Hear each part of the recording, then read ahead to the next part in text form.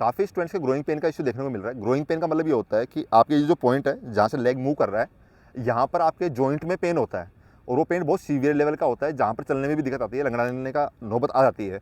आपकी growing pen है कितने टाइम से है ये? अभी 1 महीने से हो गया। 1 महीने से हो रहा है। पहले और नहीं हुआ स्टूडेंट था, के रनिंग करते हुए। पहले नहीं होता था।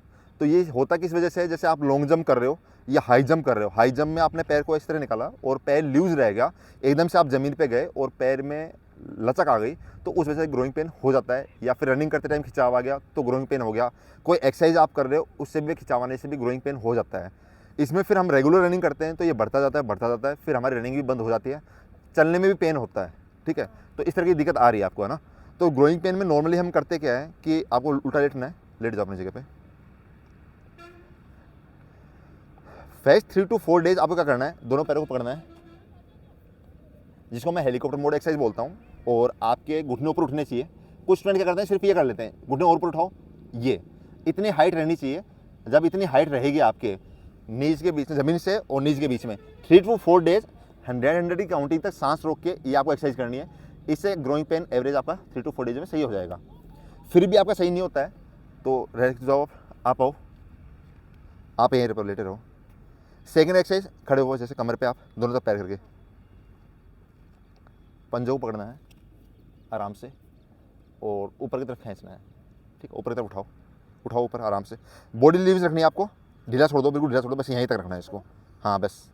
तो ये सेकेंड एक्सरसाइज ये हो गई। थर्ड एक्सरसाइज में आपको इस पैर को छोड़ देना है, छोड़ देना है। हाँ बस, छोड़ दो, ढीला छोड़ दो, ये खींचो आप। ठीक है, अब इसको भी आप छोड़ दो, छोड़ दो इसको। 20 की काउंटिंग तक आपको इसको होल्ड करना है और फिर छोड़ देना है। ये सिंपल सी एक्सरसाइज आप कर सकते हो। जहाँ तक मैं उम्मीद करता हूँ 90% 99% आपका इंजरी सही हो जाएगी।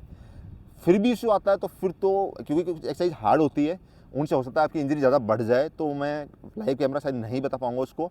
बाकी जहाँ पर मेरे कैंप वगैरह होते हैं वहाँ पर आके आप इस इंजरी को सही करवा सकते हो।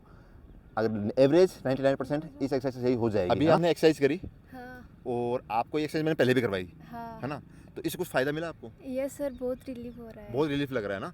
तो आप सभी स्टूडेंट्स को घर पे रहते हुए इस रिलीफ मिल जाएगा। फिर भी दिक्कत आती है तो फिर आप जहाँ पर भी कैंप वगैरह होते हैं वहाँ पर आके आप स्ट्रेचिंग के थ्रू सही करवा सकते हैं। तो इसको फॉलो करें और ग्रोइंग पेन को बिल्कुल रिलैक्स आप ले सकते हैं इससे।